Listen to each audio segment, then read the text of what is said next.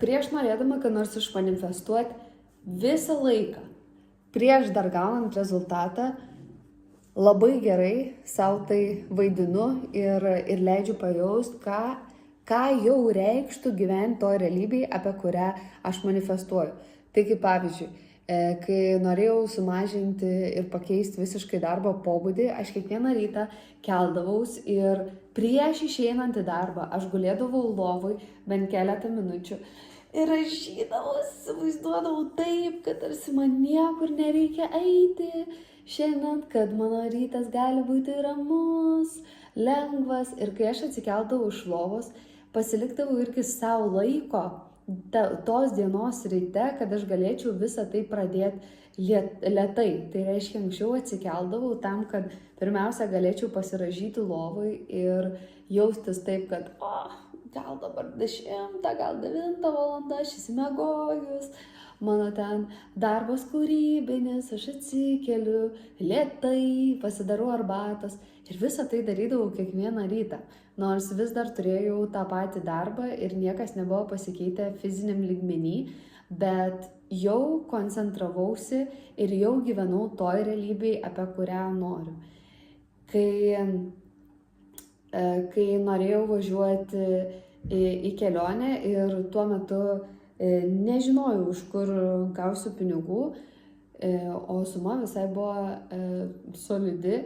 Bet aš tiesiog pajutau jausmą iš vidaus, kad aš turiu važiuoti, pasakiau savo, viskas, aš ten važiuoju ir tiesiog įvyko stebuklas, kur gavau lygiai tokią patį sumą pinigų iš vieno projekto, į kurį įėjau, kaip sakiau, vabang ir išėjau vabang su tokia pat suma pinigų. Ir atsimenu, sėdėjau meditacijoje ir klausiu, Dieve, o iš kur aš gausiu pinigų tai kelioniai, Dieve, o kaip aš ten išvažiuosiu? Ir man toks tylus ir ramus atsakymas meditacijos metu, tau jau tai duota. Ir tuo metu dar ne visai supratau, iš kur man tai duota, bet praėjo ten 3, gal 2 savaitės ir užsidarius šitam projektui, pamačiau, kad mano sąskaitai įkrito lygiai tokia pat pinigų suma, kokios man reikia. Kai, pavyzdžiui, kai buvau Balyje ir jau prieš išvažiuojant nusprendžiau pakeisti savo skrydį ir pasilikti dar mėnesiui toje saloje. Tai pirmiausia, aš iš viso niekam nesakiau, nes jau iki mano skrydžio buvo ten likusios kelios valandos, aš sėdėjau atsisėdus prie vandenyno, gal ne kelios, gal 4 valandas, sėdžiu atsisėdus dar prie vandenyno, žiūriu jį ir galvoju, Dieve, kaip būtų dar gera pasilikti kažkiek laiko, taip nenoriu namo. Ir niekam tos minties nesakiau, grįžau jau į tą savo vilą, mes buvom stovyklai, tai buvo dar moterų ten, kurios buvo pasilikusios ir tik įėjau į vilą, o aš tokia nusiminus, taip noriu pasilikti, bet kaip ir reikia, tas žodis reikia. Ir viena iš moterų sako, o ko tu ten važiuoji tuos namus? Iš tikrųjų, gali daug dalykų daryti nuotoliniu, šuniuką pasižiūrės tėvai ir visa kita. Ir šituo pavyzdžiu noriu parodyti, kaip pasaulis lengvai atspindi dalykus, kurių mes iš tikrųjų norim ir kurie jau yra susiformavę mūsų viduj. Mano viduj tarsi buvo jau susiformavęs tas noras pasilikti ilgesniam laikui Balyje, bet aš to neišdrįsau tarsi garsiai ištransliuoti. Ir tie dalykai, kurie turi įvykti ir kurie yra svarbus mūsų gyvenime, tai jie labai greitai rezonuosis ir išlys per aplinką. Tai ko aš neišdrįsau tuo metu ištransliuoti garsiai, mano mintį ir norą ištransliavo mano aplinka. Ir aš paprastai nusprendžiau pasilikti dar mėnesiui Balyje. Ir kaip visi dalykai pradėjo dėliotis, kad gavau nemokamai už šunų priežiūrą, tiesiog savaitę laiko gyventi tikrai labai nuostabioje ir dideliai vilui, pajausti apskritai, ką reiškia gyventi tokiuose dideliuose namuose vienai, kas tai yra per jausmas. Ir gyvenimas duoda pasimatuoti tuos dalykus, kurių mes norim. Ir kas dažniausiai vyksta su manifestacijom? Mes atrodo manifestuojam labai didelius dalykus, kurių gal mūsų protas, mintis mato, norim. Bet prieš duodant, Dievas visada duoda ir pasimatuoti.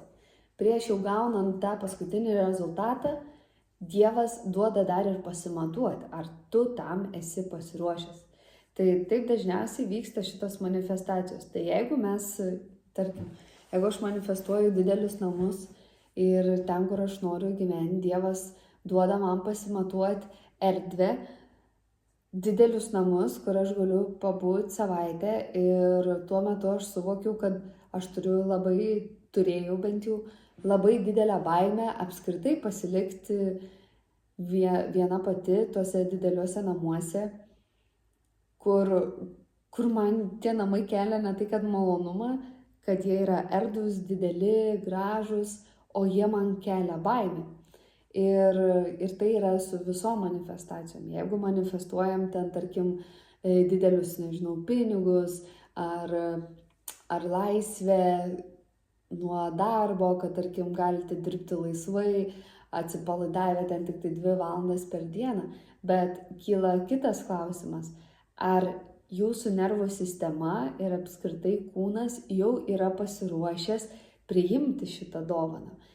Nes gebėti atsipalaiduoti irgi kartais reikia tam laiko arba resursų pasiruošti ir net išmokti.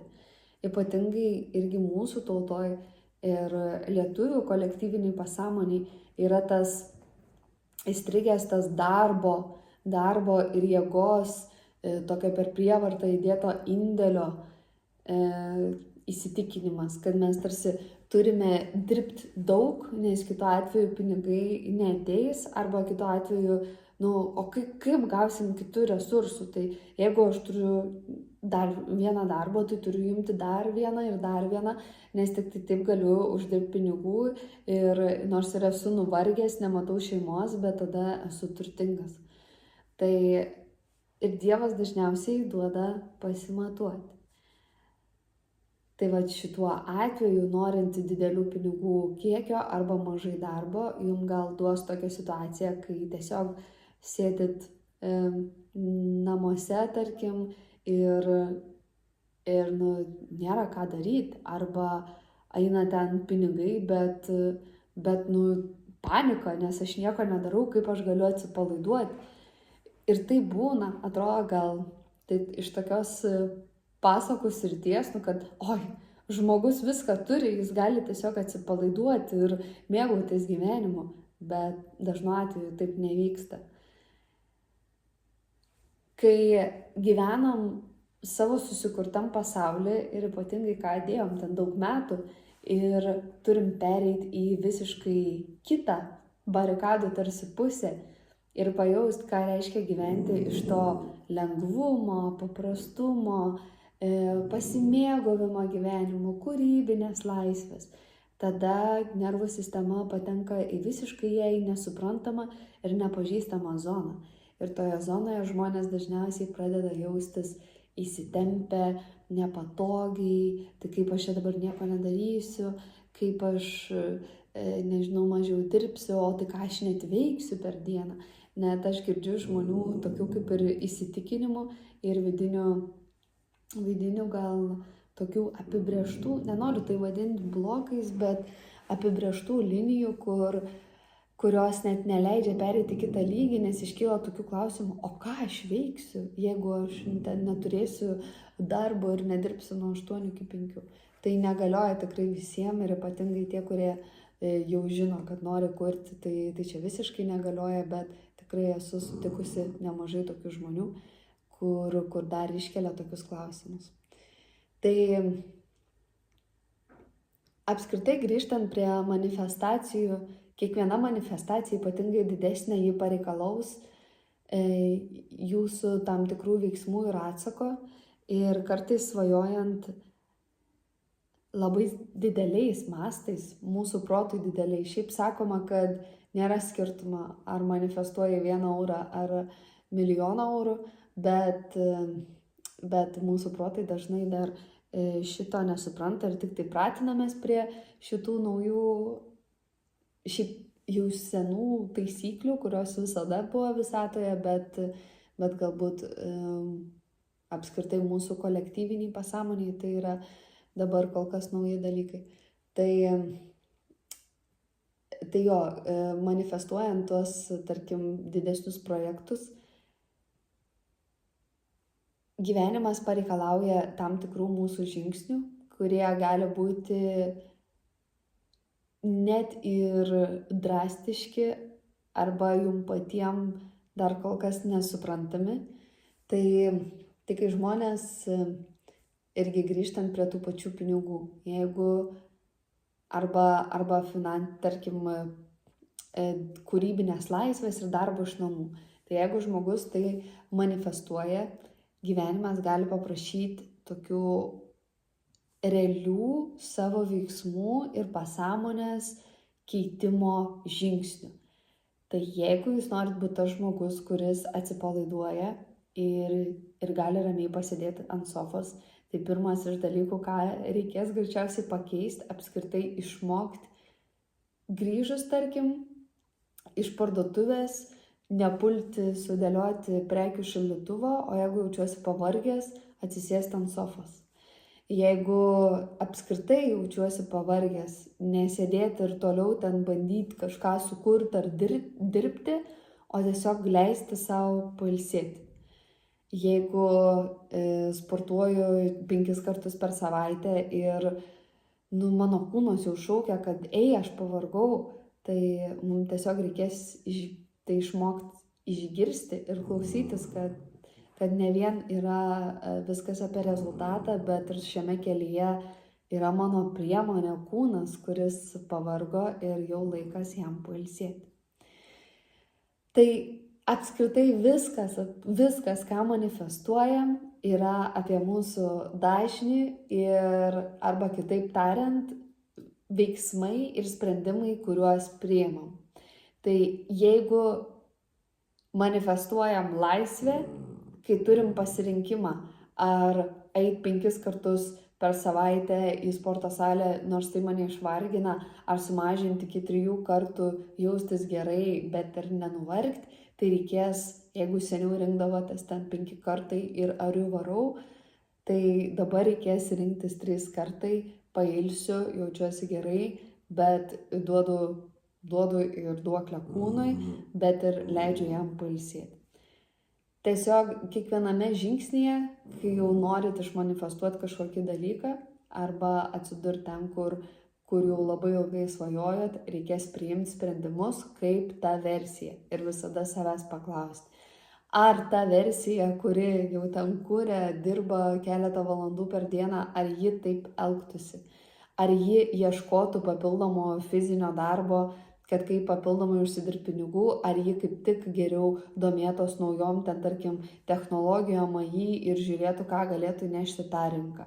Ar ta versija gyventų ir stengtos nuveikti visus dalykus už absoliučiai visus šeimos narius ir už vaikus paruošti namų darbus, ten už vyrą pagaminti maistą, sutvarkyti namus, ar ta versija kaip tik nusiimtų kažkiek atsakomybės nuo savęs ir perduotų žmonėm, kurie taip pat yra šeimoje.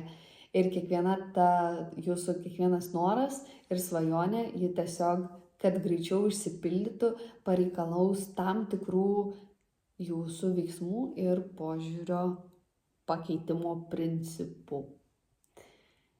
Ar tai lengva? Kartais ne visada. Ne visada, sakyčiau. Yra buvę ir tokių situacijų, kur tikrai labai sudėtinga ir atrodo, tarkim, reikia tik atsipalaiduoti arba tik nepadaryti kažkokio dalyko ten, neforsuoti, nespausti savęs ir tai labai sudėtinga. Bent jau kartais taip atrodo, kad sudėtinga, nes jeigu daug metų esi pratęs tai daryti ir atrodo, o Dieve, nesaugu, tai kaip aš dabar galiu ten atsisėsti ir tiesiog sėdėti ant sofos. Pavyzdžiui, man yra buvę tokių situacijų, kai grįžtam iš parduotuvės, abu su partneriu ir jisai buvo tas žmogus, kur gali tiesiog atsisėsti, tarkim, grįžęs iš parduotuvės ir pailsėti. O aš buvau tas žmogus, kuris turi būtinai viską iškart sutvarkyti, sudėlioti daiktus, nesvarbu, kad ir kokia aš ten būsiu pavargus ir tokia išsunkta iš tų visų parduotuvių, bet aš savo pirmiau neleisiu pagulėti ar pailsint kūną, o varysiu ir sudėsiu daiktus į šaldytuvą. Ir va čia va ir prasideda tie skirtumai. Ir pavyzdžiui, aš į jį žiūrėdavau ir man toksai kildavo, toksai pyktis, kodėl tu sėdi, o aš čia dėlioju tos daiktus. Ir tada įeina tokia aukos pozicija, va, aš turiu sudėlioti, nes čia niekas nesudėlios, aš turiu padaryti, nes čia suges pienas ar ten dar kažkas. Bet iš tikrųjų tai neturi. Jeigu tu pasėdėsi 20 minučių ant sofos, tikrai niekas nesuges, niekas nepradings ir neišeis tikrai iš maišo. Ir kažkokiu momentu perlipau per save ir vietoj to, kad pykčiau ant jo ir sakyčiau, kaip tu čia sėdi ant sofos, o aš ne, prisėmiau atsakomybę ir savo, ir aš galiu sėdėti ant sofos. Man nebūtina būti čia išdėliotoje, kol jisai ten sėdi ar pykti ant jo ar ne. Tai kodėl tu pyksti? Jeigu pyksti dėl to, kad savo neleidai irgi pailsėti, tai eik ir pailsėk. Ir taip ir vyksta tas perprogramavimas, tarsi pajautimas kitos realybės ir kaip tu gali kitaip pasielgti situacijai. Ir taip Dievas ir pasaulis tarsi matuoja, ar jūs jau esat pasirengę, ar jūsų dažnis ir jūsų veiksmai atitinka tą realybę, kurioj jūs jau norit gyventi. Tai kiekvienam tiesiog žingsnį stengti savęs paklausti, ar aš elgiuosi iš savo senos versijos, iš kurios aš jau noriu išeiti ir noriu pakeisti, ar aš jau elgiuosi iš naujos, labiau atsipalaidavusios, ar ten, mylinčios, laisvos versijos. Tai tiesiog visur ir visada savęs klausinėti, kuriam taške aš esu dabar. Ir svarbiausia atsiminti, kad kiekvieną dieną galima viską pradėti iš naujo. Nereikia laukti naujų metų, nereikia laukti gimtadienio. Kiekviena diena gali būti ta nauja pradžia ir nauji pasirinkimai. Ir apibendrinant visą šitą šiandienos pasakojimą, noriu pasakyti, kad manifestacija gali tapti kaip žaidimas ir jeigu tai žiūrim tiesiog, kad pakeitus savo tam tikrus veiksmus, sprendimus gali keistis mūsų realybė, tai visa tai patampa nebesudėtinga, o tiesiog paprasta ir įdomu. Kaip aš šiandien galiu pasielgti kitaip, kaip pasielgtų mano jau ta versija, kuri ten viską turi, apie ką aš svajoju, ir taip elgtis ir žiūrėti kiekvienoje situacijoje. Ir kai tai paverčiam tiesiog kaip žaidimą, aš čia pasielgsiu kitaip, čia padarysiu kitaip, gal čia aš atsipalaiduočiau labiau, o gal čia investuočiau į save ir nusipirkčiau šitą daiktą, arba leisčiau savo ten tuos pinigus investuoti į kažkokias procedūras, atsipalaidavimą, geresnį maistą ar papildus ir taip toliau. Ir kai pradedam rinktis šitos dalykus, toksai, aš pasirinkau šitą ir atėjo pas mane dar daugiau pinigų. Aš atsikėliau ir ten leidau savo pagulėti 5 minutės ir ten nepuoliau visiems gaminti valgyti ir kažko daryti ir žiūrėk. Jie patys susitvarkė ir žiūrėk, dar man kavos atnešė į lovą. Ir kai pradedi taip žaist ir matyt, kad dalykai keičias, atrodo tas procesas, jisai toksai įsibėgėja ir tu jo nebenori stabdyti.